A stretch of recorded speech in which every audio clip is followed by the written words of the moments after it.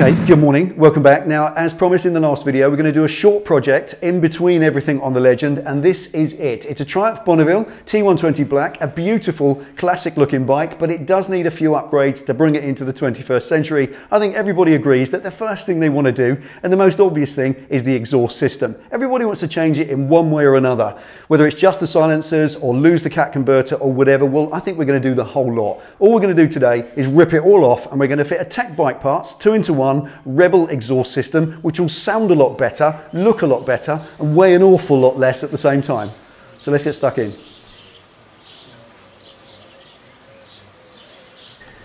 Right, here it all is. I think the very first thing to do is assemble this system all into one piece, including the baffle and the springs and everything, and then weigh it. So we know exactly what we're putting on the bike when we take everything off and weigh that. Then we'll know what exact weight saving we've made. So let's slip it all together.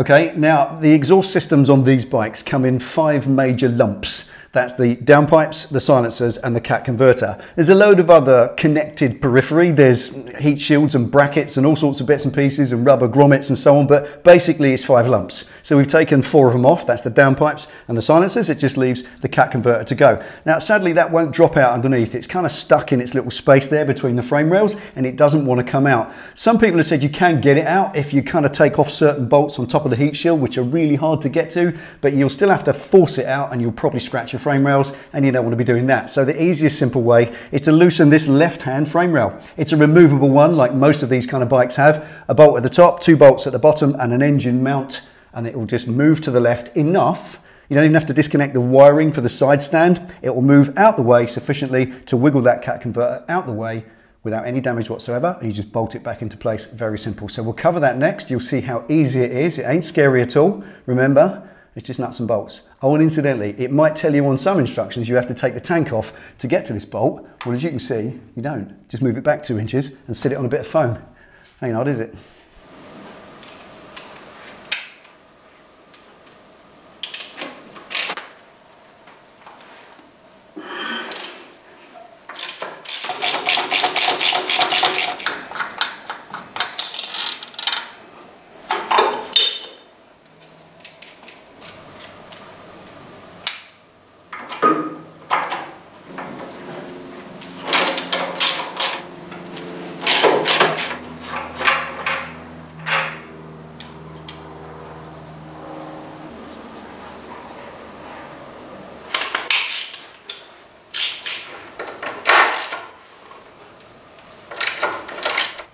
Right, this is the offending nut right inside here. Don't take it off. Like I said, just loosen it. You'll get a 14mm open end spanner in there, just. You've got to kind of wiggle and take a bit of a snake route to get in there. Loosen off the radiator, take a few turns off its 8mm mounting bolt on the top and just let that drop down a little bit, just to give yourself enough room beside the metal hard pipe of your ABS, and just get it on the nut like that. Once it's located, then loosen it off until the nut is level with the end of the bolt. No further. Don't take it off for goodness sake, because there's no room in there whatsoever to get 2 fingers or even a pair of pointed pliers to hold it to then relocate it. So keep it located, because all you need to do with this is wiggle it about. It doesn't actually need to come off. So that's the offending nut. Loads of fun.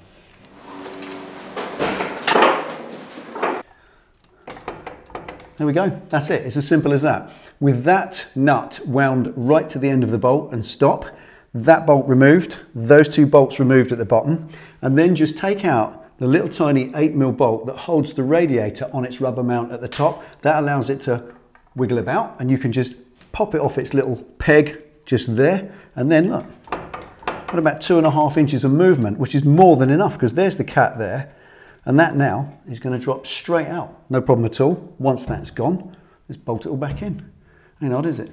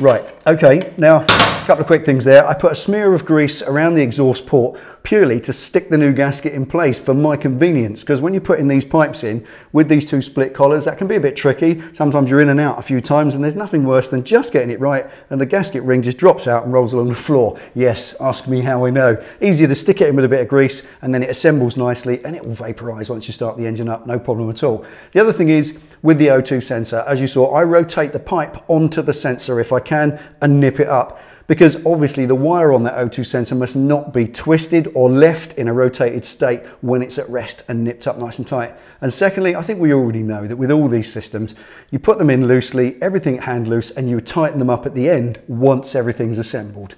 But you know that. Let's get on with it.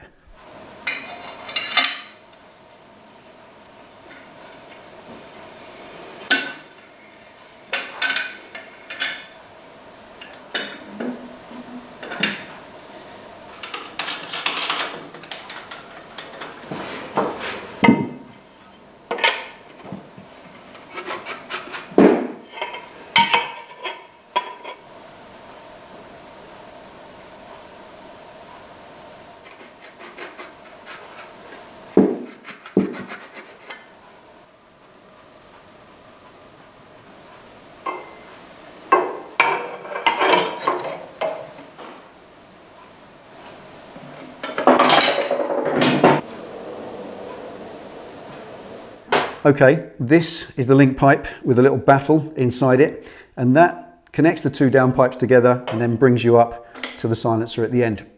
But there's one point here which is worth noting. There's a bracket on the inside of this link pipe that's welded on in exactly the same position and location to go into the frame as the factory exhaust did. But the factory exhaust is a different shape here. This is a straight pipe, and if you bolt that flush to that, then it's likely to be way too close to this frame bolt and possibly also foul against the main stand spring if you're going to keep it on the bike. But the easiest way around it is they put a spacer in the kit. So this little tiny, I'll show you it, this little 12mm spacer, little piece of billet there, that goes between the frame and the link pipe bracket. So it stands the link pipe off the frame by about 12mm, so it clears the spring and that bolt and everything else and gives you a nice clean run up the side of the bike into the silencer. Nice.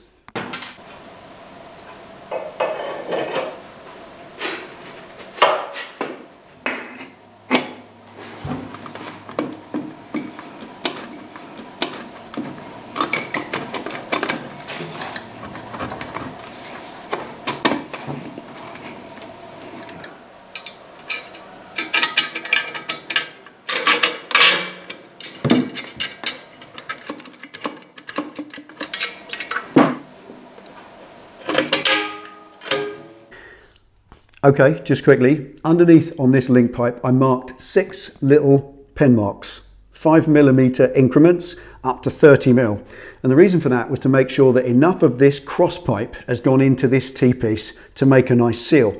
Because obviously these two down pipes, well, they'll do that independently of each other until they're all linked up underneath and that's fully inserted. Now, you can get that inserted, they feel like they're in the right place, but if they're still out a little bit and they haven't been brought right into the correct angle, then underneath here, that joint won't insert enough into the T-piece and it can leak. You want about a 20mm of that inserted. So all I did, marked off 30mm in 5mm increments. I've inserted it as much as it will go and I've got 2 marks hanging out. So I know I've got 20mm of engagement in that pipe underneath, so that's going to make a nice seal. And also, once that's done, because all this is still adrift, you put your hands up between the pipes here and you can make sure, just by gauging equal sides, that both the pipes are coming down at the perfect angle, which is nice. Because if it looks straight, well, it is straight, usually.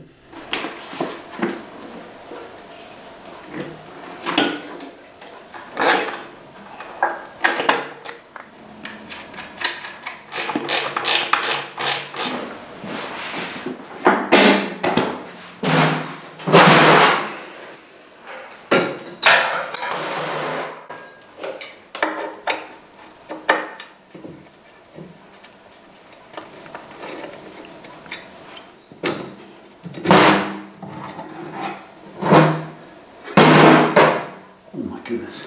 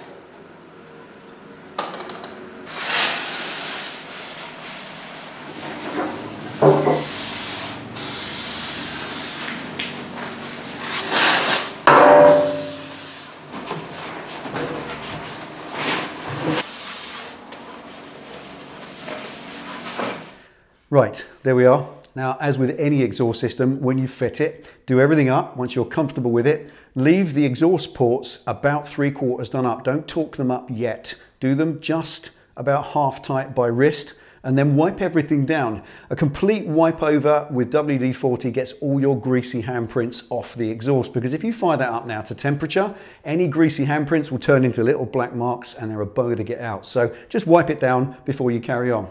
Now, the next thing, they're about half torque. I'm going to run it up to temperature, put it out by the doorway, and just let it idle for 10 minutes, just to let the ECU reset itself, learn this exhaust, and then refuel as it needs to. It's all in there. It all works it all out for itself. It just needs to learn it properly by running for 10 minutes at idle, and then switch it off and let it rest for a good 5 minutes so it cools right down. Then once it's cooled down, obviously you've heated the exhaust up. It's expanded into its relevant position and it's contracted back down as it's all gone cold again. Then it's relaxed. Nothing is under pressure. I've just bolted it all up. It could be under a little bit of pressure.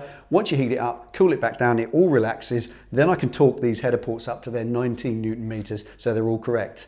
Now, obviously that's a lot lighter. That's 4.5 kilos or just under. So let's do a weight comparison by weighing all that OEM stuff we've taken off, including the stand. So we will know exactly how much weight this Bonneville Black has shed today. Then after that, we'll do a sound check, because I know you want to know what it sounds like. We'll do it with the baffle, without the baffle, and then we'll compare it to the standard one to see how much better it is. Let's do it.